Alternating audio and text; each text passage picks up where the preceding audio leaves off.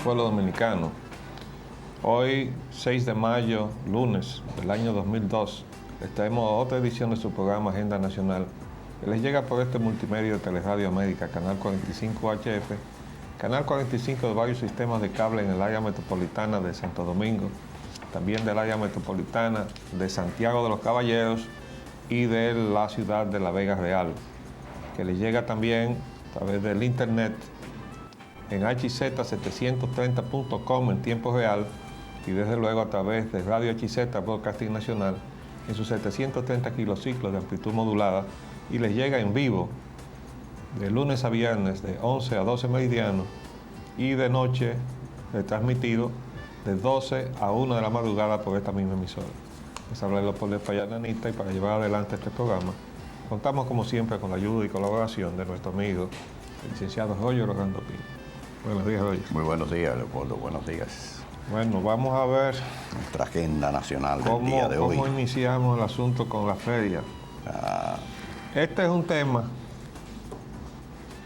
que trasciende el evento ese que se acaba de clausurar. Está la información de que ayer se clausuró la Feria Internacional del Libro 2002. En primer lugar, yo quería decir que eso de decir desde un tiempo a esta parte, Feria Internacional del Libro, eso es cosmético, porque desde que se inauguraron los eventos de la feria, hace ya muchos años, durante el gobierno de Joaquín Balaguer, la feria fue internacional porque venían las editoras internacionales. Y desde luego estaban las editoras nacionales, pero siempre hubo un componente internacional. Lo otro fue una especie de recurso de promoción del evento, dedicándoselo entonces a distintos países, lo que me parece muy bien. Pero para que no adulteremos el asunto, dejemos claro que el evento feria siempre fue internacional, porque siempre vinieron las muestras de las editoras extranjeras a concurrir a la feria, traídas por sus representantes en el país, los libreros. Pero yo quería hacer una reflexión, porque hay mire este rótulo, ¿verdad? Las ventas de libros van flojas. Eso salió a mitad del evento, ¿verdad? Bueno, ¿por qué las ventas de libros estaban flojas? Primero, porque se ha reducido la capacidad de compra de los dominicanos. Y segundo, o quizás primero, porque se ha convertido el libro en un artículo de lujo. Y se estaba hablando del asunto de la exención de impuestos, que ahora le llaman tasa cero, de los libros. Bueno, los libros no están caros por el problema del arancel. Los libros están caros por el problema de la tasa de cambio. El crimen más grande que se ha hecho con la política neoliberal entronizada primero desde el Banco Central, para que los dólares que provee la economía dominicana se utilicen por igual para traer mercancías de lujo, como automóviles de lujo, yates o aviones o lo que sea, lo mismo que medicinas o alimentos, o petróleo, o libros. Y resulta que al dejar a los libros en el mercado libre, los precios de los libros se dispararon y no han bajado más nunca. Porque después de haberlos tirado al mercado libre, se le quitaron los impuestos, porque tenían impuestos los libros. Pero aún así, eso no fue significativo ante el incremento de la tasa de cambio. Entonces, el precio mayor que estamos pagando los dominicanos es el incremento de la ignorancia de los dominicanos, producto de que tenemos menos acceso a los libros.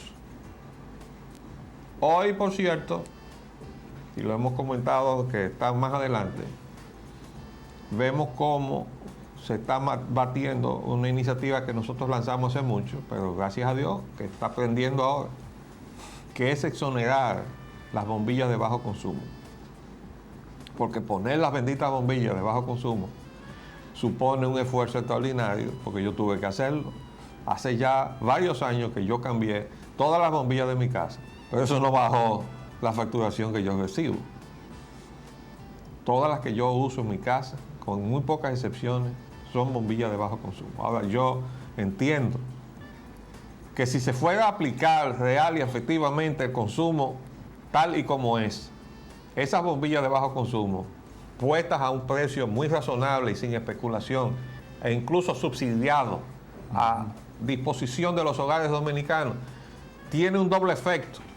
Le baja la facturación eléctrica abusiva a los hogares dominicanos y segundo, le baja el consumo, nos rinde más la energía que nosotros producimos. ¿O no es así? Entonces, bienvenido a eso, pero tenemos que decir que este es un país que va para atrás como el cangrejo desde el punto de vista de su nivel educativo y cultural y que los libros son la fuente de cultura. También lo es ahora el internet y con la computadora, ¿no? Sí. ¿Y cuántos hogares en total? Muy poco, una ínfima proporción de la población y cada día serán menos de acuerdo con los avances infraeconómicos de los países, avances entre comillas. Los libros son la vía más barata después de todo y además se conservan en la casa, se conservan en los hogares, en los lugares, patrimonio, en un patrimonio. Que uno hasta lo puede dejar, ¿verdad? Correcto, de herencia. A una librería, a una biblioteca pública o a sus hijos. A sus familiares. Pero desgraciadamente el análisis que usted ha hecho, el enfoque ha sido absolutamente preciso. Hay una observación que yo quisiera hacer. Yo recuerdo que la feria del libro, la primera feria del libro que yo asistí, no era internacional, como usted dijo, sino era una feria del libro. Y no se le llamaba ni más, no se le calificaba ni de una forma ni de otra. Y fue en el Parque Colón, 1949. Esa fue la primera a la que yo asistí. ¿Pero qué libros había? Bueno, las librerías que había en esa época. Pero está bien, pero los libros, ¿dónde estaban editados? Ah, no, fuera del país. Entonces, absolutamente todo. A eso es que yo me he referido. Sí, no, absolutamente. Es que desde el momento mismo, nosotros venimos a tener editoras del otro día para acá. Y si estamos. Eran internacionales. Claro, hombre, estamos exponiendo la producción de las editoras internacionales. Eso es. Vamos a ver los recursos soberanos. Los recursos de los bonos soberanos. Ustedes saben que hemos estado reclamando el informe y el informe ya salió. Aquí está el tardíamente, informe. ¿no? Está firmado por el amigo Contralor General de la República, Federico Lalane José, uno de los funcionarios más idóneos de este gobierno. Ojalá tuviera unos cuantos como él. Parece que ya le dieron la autorización para publicarlo, porque siempre se dijo que el informe estaba, pero que hasta que el presidente no lo autorizara no se iba a publicar. Bueno, ahora que se está hablando, lo ha dicho el presidente y lo ha dicho el secretario de Finanzas, de una nueva emisión de bonos soberanos, entonces sale el informe. Yo tengo aquí un primer informe preliminar, un análisis preliminar, de lo que fue esa operación.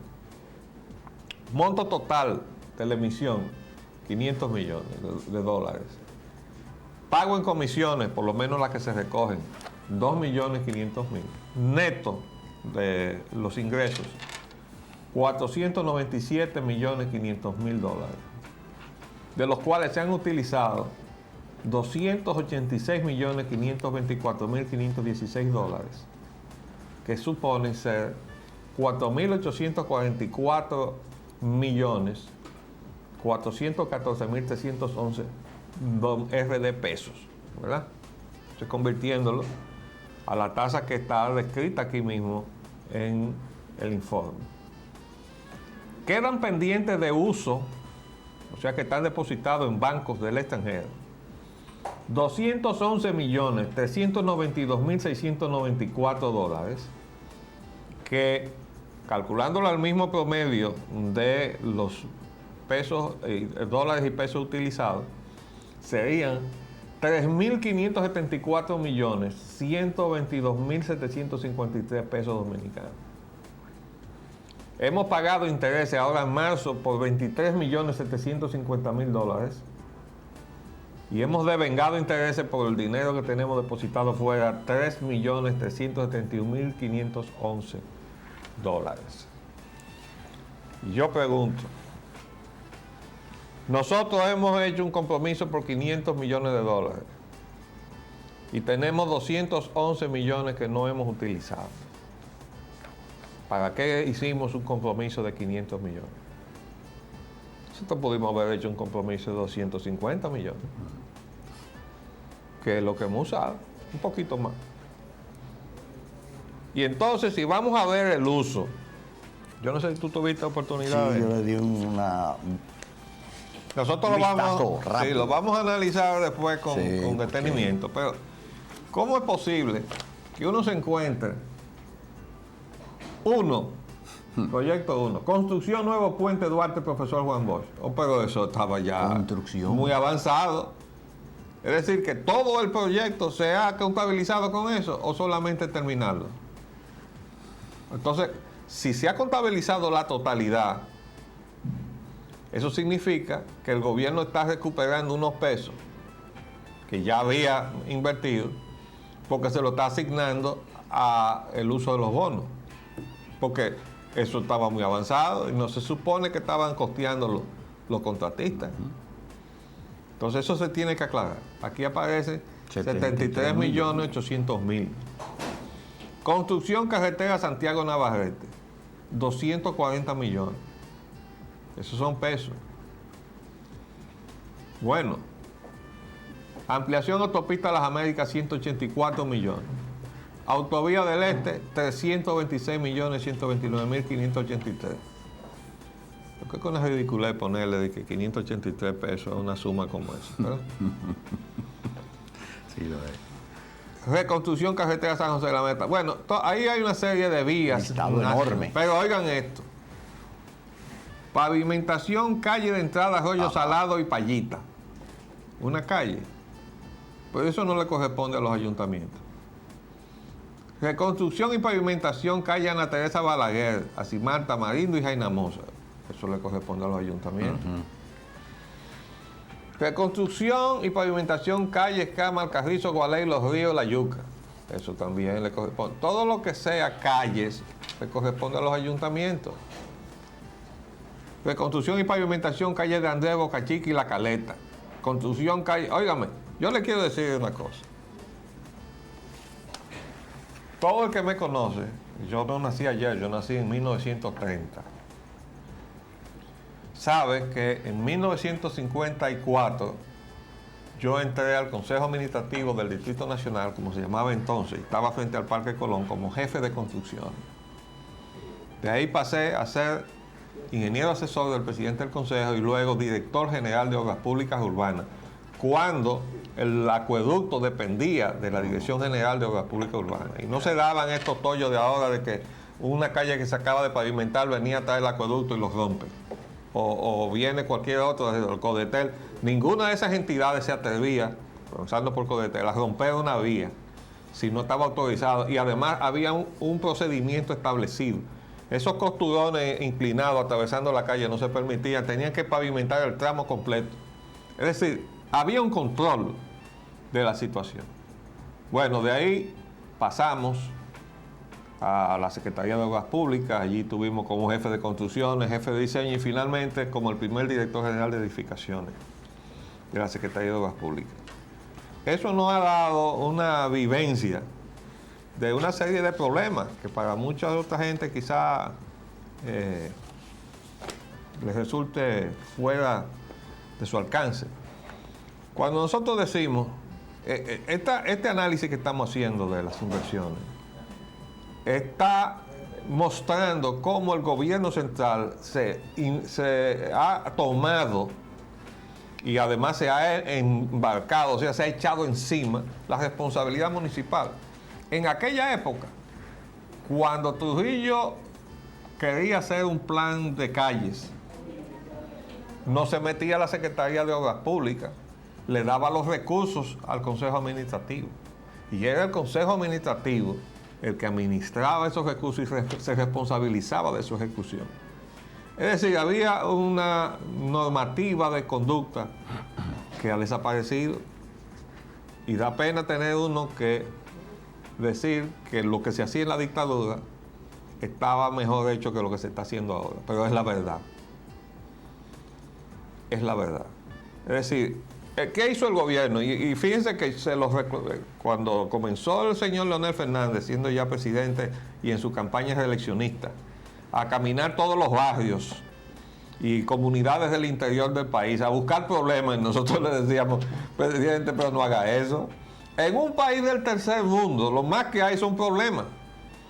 Y lo que hay menos son los recursos para poder abordar todos esos problemas, que es la crítica que le estábamos haciendo aquí al razonamiento sofístico que está enarbolando este gobierno, de que la misión de este gobierno es resolver todos los problemas que se han acumulado de toda la historia del mundo hasta la fecha en este país. Eso no es verdad. Para eso se necesitan los planes de desarrollo, porque siempre hay más problemas que recursos, y por eso se necesita priorizar el uso de los recursos. Pero eso de decir, no, vamos a resolver todos los problemas, es una excusa para salir a endeudar a este país hasta la 15ª generación, lo cual es totalmente inaceptable. Totalmente inaceptable. Entonces, el gobierno de Leonel Fernández, él salió a buscar los problemas y se metía en las barriadas, entonces era secretario el amigo Jimmy Durán. Y entonces, vamos, resuelva esto. Y se iniciaron miles de obras en todo el país. Cuando se cayó el intento de reelección de Leonel, todas esas obras se paralizaron en todo el país. En todas partes.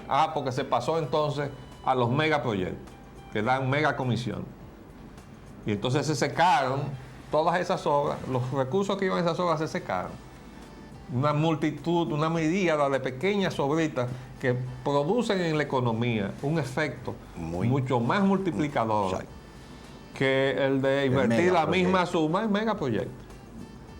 Entonces le decíamos a Leonel Fernández, mire, usted está saliendo a buscar problemas que le corresponden a los ayuntamientos, que en la mayor parte de los casos estaban en manos de su oposición, como es el caso de la capital de la República. Entonces Leonel iba a resolver el problema de las calles y de las cañadas, que son problemas municipales. Pero él estaba en su campaña de reelección. ¿Qué hizo con eso?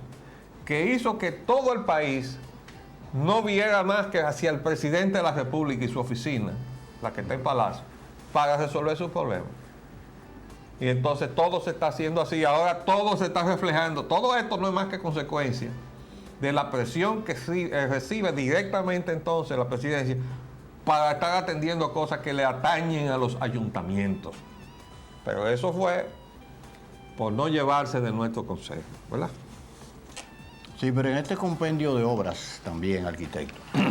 Perdón, yo no sé si terminé diciendo que en los intereses, comparando los intereses, hemos pagado 23.750.000 dólares y hemos devengado 3.371.000. Oye, ¿pero qué clase de negocio 20 millones de dólares en contra nuestra. ¿Y qué clase de negocio estamos haciendo? Y mientras tengamos ese dinero parado ahí, vamos a estar pagando. Peor todavía. Entonces, ¿qué tú ibas a decir? Peor todavía. Con respecto al listado, el compendio de obras, sería muy interesante que nosotros, estoy seguro que usted lo va a hacer porque ya lo hemos conversado, por lo menos de manera muy, muy precaria, pero sí lo mencionamos. Un macheo, una comparación con el listado de obras que se comprende en el presupuesto nacional de este año.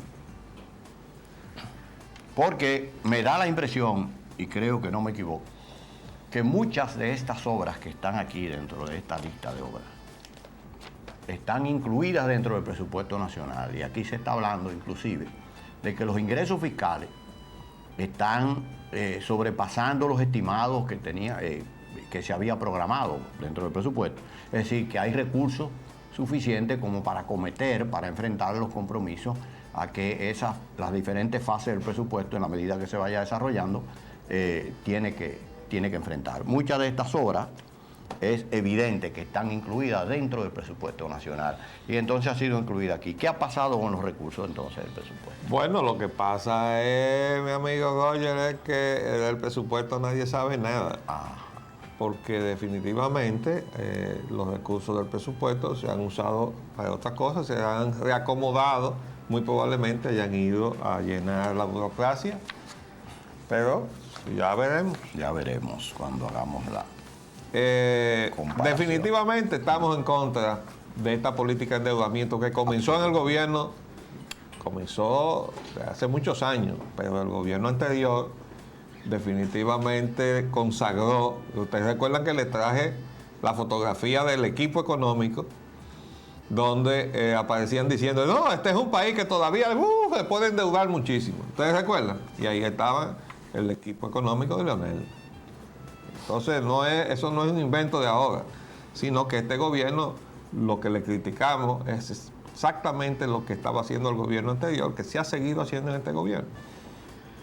Vamos a ver los precios de los combustibles. Debo decir que para mi sorpresa, la página de petroleumworld.com, la del Dow Jones que opera desde Caracas, no entró en el fin de semana.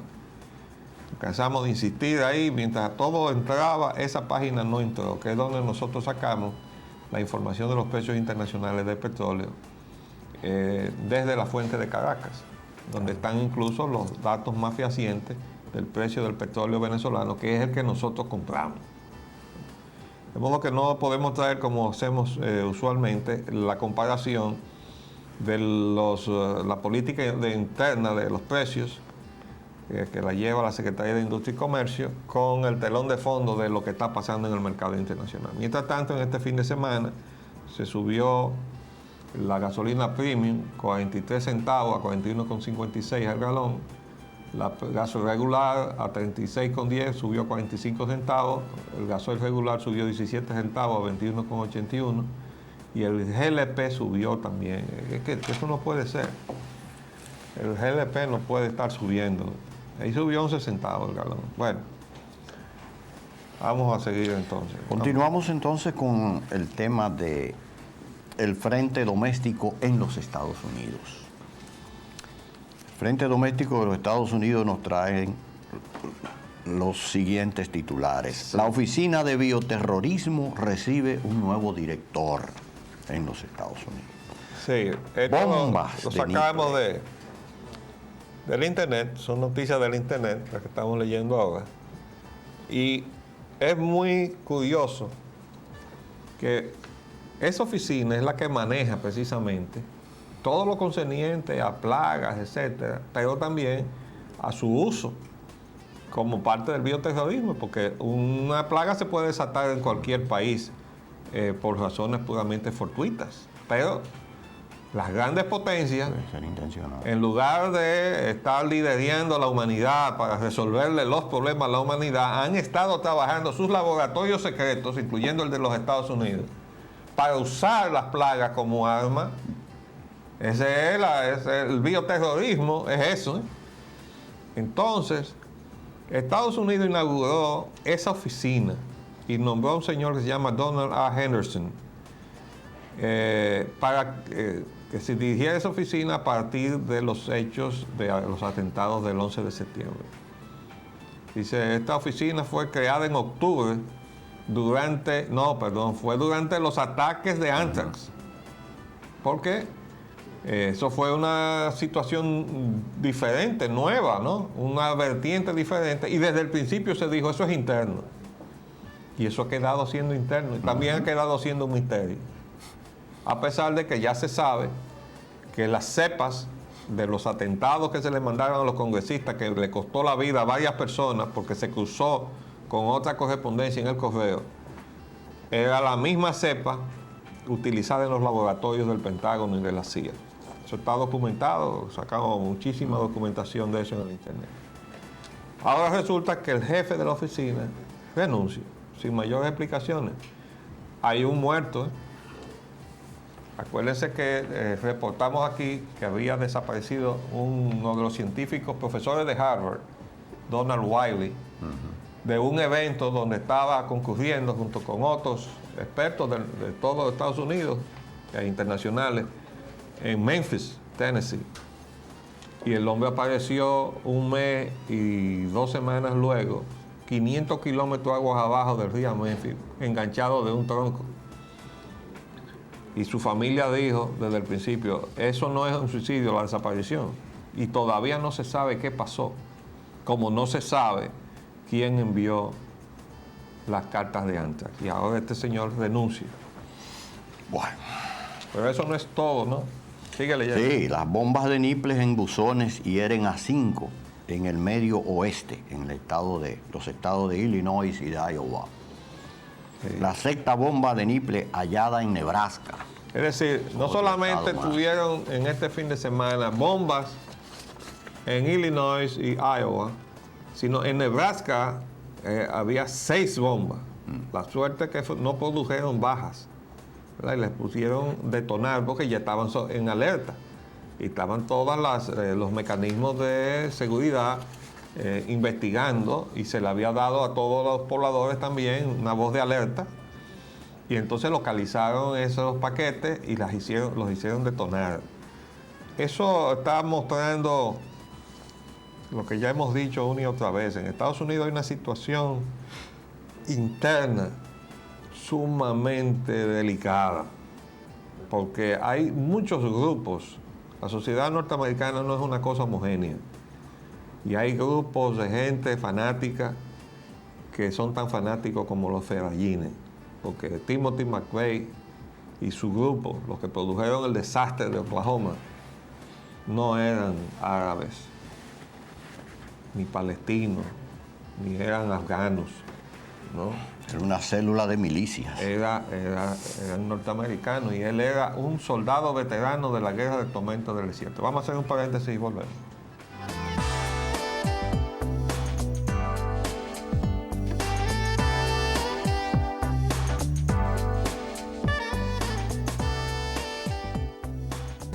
Bueno, continuemos. Vamos a seguir examinando la situación interna en Estados Unidos, porque tiene demasiada influencia en la vida de todo el mundo, incluyendo desde luego a la República Dominicana. Aquí tenemos del sábado, la tasa de desempleo se incrementa a 6% en los Estados Unidos, la más alta en 8 años. Bueno. Y esto lo dice el New York Times, aquí, ¿verdad? Esta tasa dice que en abril las compañías agregaron un total de 41,000 empleos a sus nóminas, pero el empleo de trabajadores temporales fue el responsable de ese incremento. Es decir, cuando usted coge un empleado transitorio, ¿no? Eso no es un empleo permanente que se ha generado, claro, pero la estadística lo recoge. Entonces se abre un aviso que dice: se han incrementado los empleos. Bueno, pero cuando se incrementan los empleos de la venta de chimichurris y se pierden los empleos industriales, la economía de un país está haciendo muy mal negocio. No está bien, va caminando muy mal. Y subsiguientemente, el New York Times también denuncia que el reloj de la deuda nacional de los Estados Unidos. ¿Por cuánto anda eso? Por 6 trillones, ¿cómo es? Sí. No, 6 trillones, sí. 49 billones, 325.740.236,68. Y le voy a poner los 8 centavos. 39. Ah, 39, sí. Con 68. Sí. Mira, da trabajo hasta decir esa cifra. Sí. No, esas cifras no se leen, se ven. Pero ustedes se dan cuenta que la economía del gobierno, esa es la economía del gobierno, esa es la deuda acumulada del gobierno. Pero hay un trabajo muy interesante que lo hemos traído, mírenlo ahí. Se llama, en inglés, The Window of Ignorance, quiere decir la ventana de la ignorancia. Y es un trabajo muy interesante del señor Paul Krugman, que es un autor de varios libros, de los cuales yo tengo algunos, sobre el fenómeno interno de los Estados Unidos y su economía. Y aquí dice lo siguiente: mire, en el presupuesto fiscal del año 2000 había un excedente de 236 billones. Heredado. Este año el déficit será más de 100 billones, posiblemente más de 150 billones. Aquí abajo dice: hace un año los funcionarios de la tesorería dijeron que podían mantenerse dentro del límite establecido de la deuda hasta el año 2008. En abril dijeron que podían manejarse hasta junio. Ahora dicen que van a darse contra la pared en un par de semanas. Así anda el presupuesto del gobierno de los Estados Unidos. Y así quiere el presidente Bush librar solo una guerra contra el terrorismo en el mundo entero, ¿verdad? Sin sus aliados. No, y está obstinado y cerrado en eso, no hay quien le haga ni siquiera... Bueno, ahora está Sharon por allá, ¿no? Ah, sí, claro, claro. Están desde luego coordinando acciones y tomando decisiones sobre el asunto de la política internacional. Perdón, Una de ellas, el título de ese artículo de la el reloj de la deuda nacional. No, De la ignorancia. De la ignorancia es porque dice el autor que eso lo está haciendo el gobierno aprovechándose de la ignorancia que tiene el pueblo norteamericano, es decir, la grande mayoría, de la realidad de lo que está de pasando. lo que está pasando. Lo cual no es nuevo, ¿no? No, lo están embaucando, no es No, nuevo, no, pero había mayor transparencia con respecto al asunto del manejo de los presupuestos Pero y la deuda. yo me refiero a que también Sí. aquí pasa. Sí. La escuela, es que parece como que sea una escuelita donde se graduaron todos. Fábrica de los Estados Unidos, ya leímos esa. Y los temas internacionales. no lo habíamos leído. La fábrica de Estados Unidos rehace a contratar trabajadores. Sí. Ese es el aspecto. Eso sí. es un asunto interesante que te está planteando aquí. Las fábricas, en lugar de buscar nuevos empleados, están ampliando el horario a los que ya están. Y pagando hora extra. Pagando horas extras. Es decir, no están generando nuevos empleos. Puestos de trabajo. Es decir, que la supuesta mejoría de la economía, o sea, un incremento de la demanda, según se ha reportado, no está produciendo un incremento de la oferta de empleos. Entonces, eso es una situación que está constriñendo el mercado de consumo. Si hay menos empleo, menos gente incorporada a la economía, hay menos capacidad de demanda, aún para las cosas necesarias de parte de consumidor, de la gente, del pueblo, ¿no? Mira lo que dice aquí. Que están respondiendo al aumento en la demanda industrial, ampliando los horarios suplementarios en vez de contratar más empleados.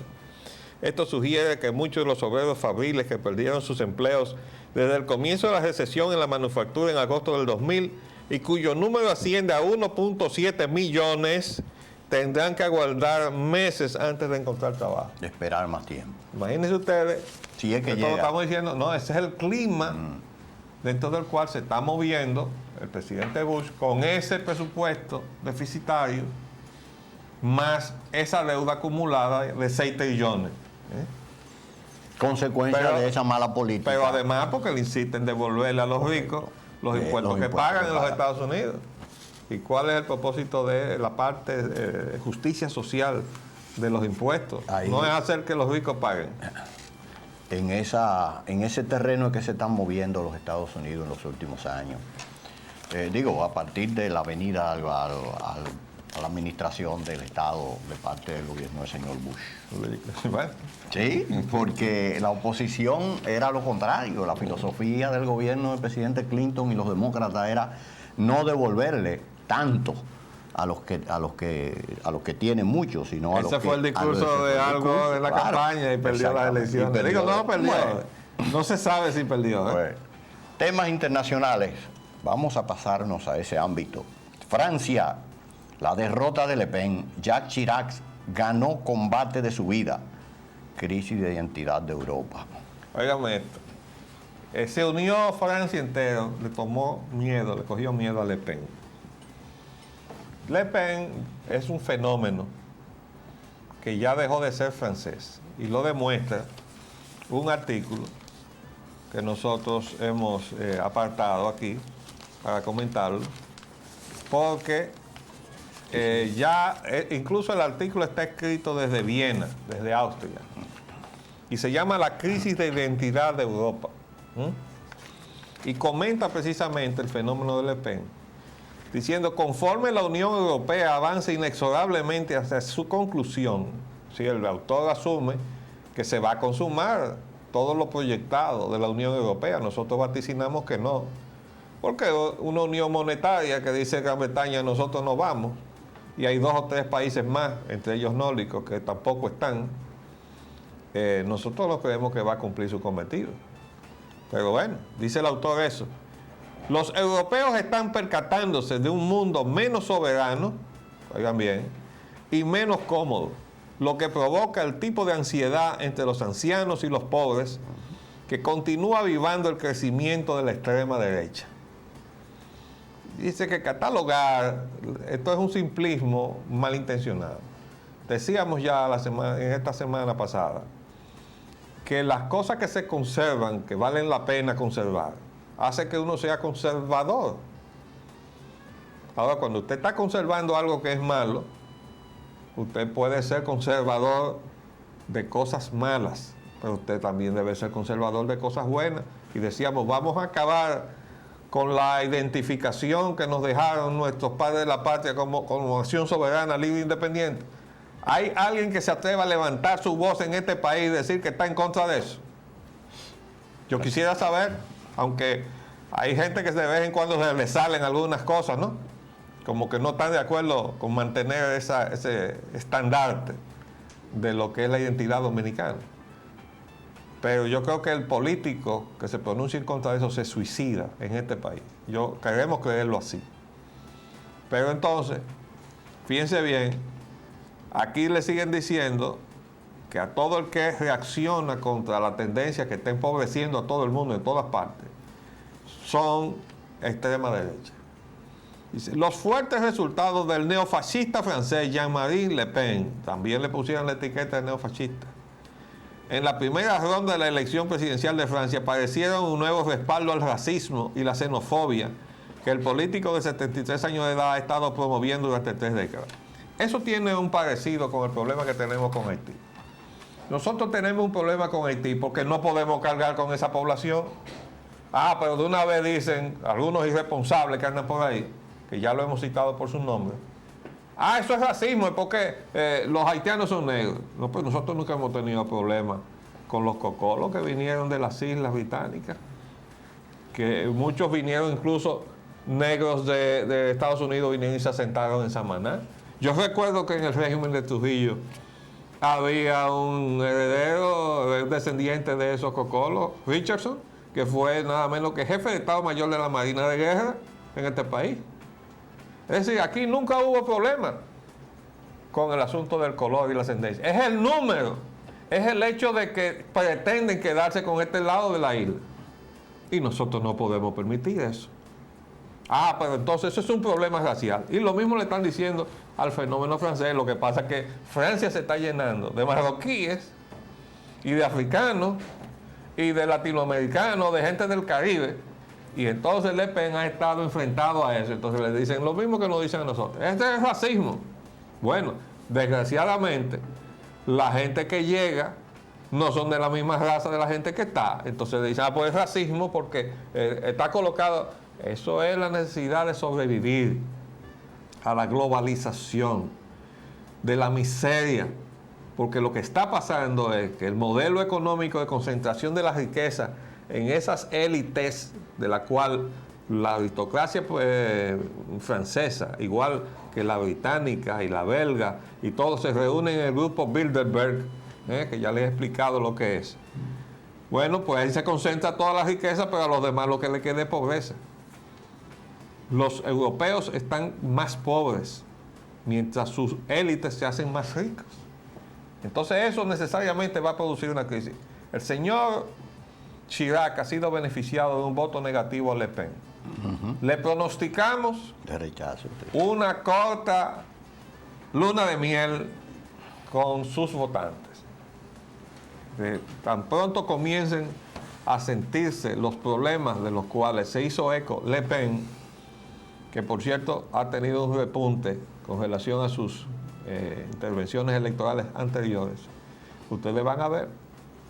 Ese es nuestro pronóstico. La economía mundial.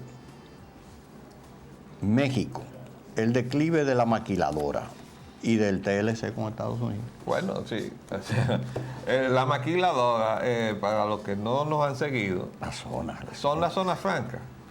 Y nosotros hemos estado en contra del modelo de zona franca en la República Dominicana, no porque estemos desechando la posibilidad de generar empleos ensamblando cosas, sino porque ha venido a sustituir la actividad productiva nacional para exportar. Ni siquiera los dominicanos tenemos el derecho, que consagra la ley, de comprar lo que se está produciendo en esa zona franca. La ley autoriza, no recuerdo qué por ciento. Era un 20%, pues ya creo que han... No, yo digo lo que dice la ley. No, es que yo te lo puedo decir. A mí me ha tocado comprar cosas cuando he salido fuera del país, sobre todo en la Florida, donde vive mi familia. Y cuando voy a la tienda, me encuentro en la etiqueta del pantalón o de la camisa o lo que sea, hecho en la República Dominicana, pero yo no lo puedo comprar aquí. Tengo que salir fuera para comprar lo que está hecho en la República Dominicana. Es decir, que los dominicanos no nos beneficiamos de lo que puede representar en términos de mejoría de nuestra condición y calidad de vida, el tener acceso a los bienes que estamos ensamblando en la República Dominicana. Ah, no, eso es para exportación. ¿Por qué? Porque estamos exportando mano de obra barata o abaratada o miseriosa, dependiendo del grado de pobreza de cada país. Y nosotros estamos tocando fondo porque nos han puesto a competir con los países más pobres del hemisferio e incluso con los países más pobres de Asia. Entonces, ahora resulta que la línea, digamos, ¿cómo le llaman siempre? La vitrina del modelo, que siempre lo fue, sí, siempre hay una vitrina. México. Ahora resulta que la maquiladora, que es el complejo económico de México, en la frontera con los Estados Unidos, está en crisis. Y aquí se le critica al gobierno mexicano que no está moviéndose para rescatar una industria en problemas. Bueno, lo que pasa es que las razones de esta situación no está en Estados Unidos. Es allá arriba que está, no es en México. Y la enfermedad que tiene la economía de los Estados Unidos se trasladó incluso a Japón. Japón está paralizado en su crecimiento económico, sencillamente porque Estados Unidos no está pudiendo absorber la capacidad productiva del Japón, que es cada vez mayor, dado su avance tecnológico. ¿Verdad? Creo yo que por ahí anda la cosa. Absolutamente, no, absolutamente. Eso es un entronque. Ahí hay un cierre que no ha permitido, porque el manejo de la economía del generador principal de todo el mundo, de la economía mundial, que es los Estados Unidos, no se está moviendo, no está generando, porque se ha cerrado y cada día manteniendo este tipo de política que ha llevado al manejo del Estado el señor Bush y su equipo, pues parece que las consecuencias se van a comenzar a sentir más rápido de lo que se pensaba. Se pensaba que esto iba a tener un plazo un poquito más alargado. Dice aquí, inaugurada en 1965, o sea, la maquila. La política para establecer la maquila de común acuerdo entre Estados Unidos y México se inauguró en el 65. ¿Ustedes saben cuándo se firmó el Tratado de Libre Comercio? Otro día. En 1990. Y yo les voy a traer, les prometo traerles, la evaluación que hizo la Brookings Institution de Nueva York o de Washington sobre el TLC. En su primera página dice que eso no vino a traer nada nuevo, sino a convalidar lo que ya se estaba haciendo para evitar que cambios de política en los respectivos gobiernos pudieran dar al traste con el modelo. Oigan bien, Entonces yo dije, pero esto es un atentado contra la soberanía de ambos pueblos, tanto del norteamericano como del mexicano, porque eso estaba tratando de evitar que si los norteamericanos votaban en busca de un modelo económico distinto, que el gobierno que surgiera de esa voluntad del pueblo no pudiera cambiar lo que ya estaba en marcha. Lo mismo del lado mexicano. Entonces eso no es un atentado contra la soberanía de los pueblos, para dejarlo amarrado a un error, porque el tratado es un error. Exacto. Y eso es lo que está hundiendo a ambas partes del tratado. Y pasó también en Canadá. Exactamente. Entonces, inclusive ellos han querido acelerar el proceso con el célebre Fast Track, pero ahora se han encontrado con el Congreso en el Fast Track, porque ya el Congreso No, mayoría demócrata y, no, el Congreso está, y también los y también republicanos, alguna parte de los republicanos están bajo la presión de sus exactamente, electores. de sus electores, que son sus ¿verdad? productores. Que le dicen, generadores de mire, usted riqueza. no puede votar por eso porque si no, nosotros no vamos a votar por usted. ¿verdad? Así que mire a ver. Sí, escoja. Visita de Sharon Ariel, el célebre don Ariel, a Washington. El New York Times Magazine titula: En el país de las crisis, un tipo extraño de política. Sí, es un comentario sobre la visita de Sharon. Y dice aquí, el primer ministro Ariel Sharon de Israel ha prometido que mientras esté en Washington esta semana dará a conocer un nuevo plan de paz israelí. Un plan serio, quizás el más serio que se ha presentado hasta ahora, dijo al programa Nightline de la cadena televisiva ABC. Poneme la mano en la cabeza, si es más serio que lo que se está ejecutando, imagínese usted. Dice aquí, el gobierno de George Bush lo encontrará constructivo, los palestinos lo encontrarán insuficiente y el propio partido de Sharon, el Likud, lo rechazará airadamente. De antemano. Pero óigame, aquí hay una fotografía, porque esto es una cosa que uno dice, no es posible, esto no puede tener ningún tipo de justificación. Miren esta fotografía, esto fue lo que sucedió. Hágame un close-up de esa foto, por favor, más grande, no se puede acercar más. No, bueno, allá en el fondo se ve un tanque de guerra, ¿verdad? Y en primer plano hay un soldado. ¿Ustedes saben qué es eso? Esa es la Basílica de la Natividad, donde nació nuestro Señor Jesucristo. Eso es guardado. Ariel Sharon agredió ese santuario porque adentro se habían refugiado unos palestinos que andaban persiguiendo para matarlos, o sea, soldados o lo que sea del otro lado.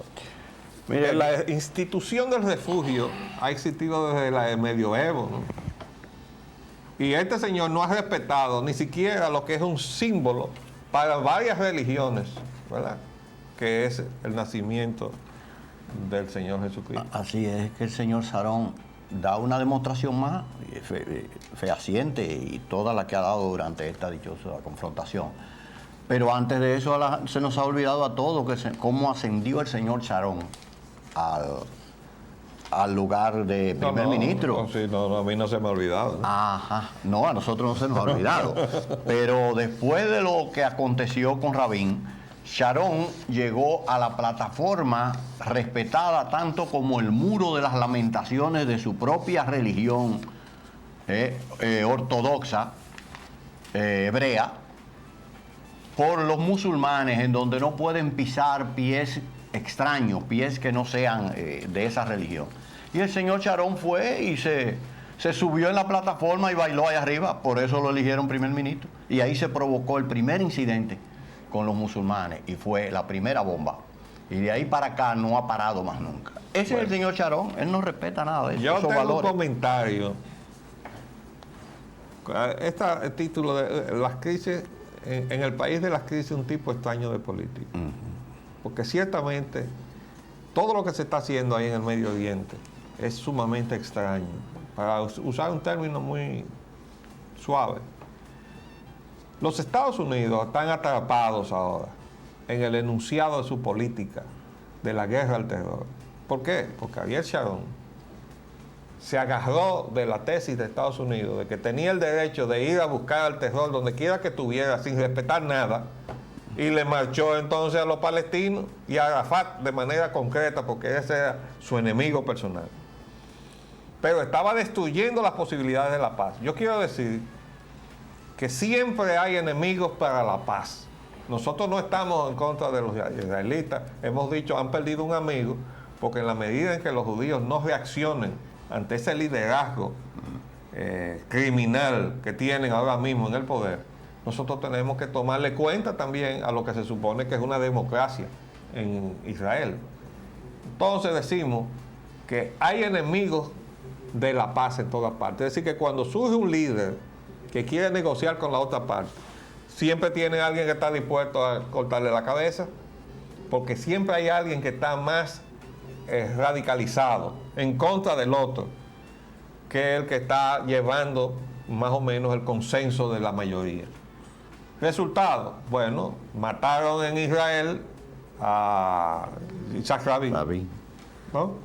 Lo mató el ala radical, El Likud, precisamente el Likud. liderado por Sharon. ¿Y qué le está pasando a Arafat? Que esta situación ridícula que lo ha puesto, el cerco que le ha hecho Ariel Sharon, le está mermando su capacidad de liderar a los palestinos, porque eso es lo que quiere Sharon, descabezar el liderazgo palestino para que no haya posibilidad de negociar. Incluso él se niega a sentarse con Arafat en una mesa después de haber creado esta crisis. Bueno, vamos a ver si él se le puede imponer a los Estados Unidos o si los Estados Unidos lo llama al orden y le impone su orden mundial. Se nos acabó el tiempo por el día de hoy.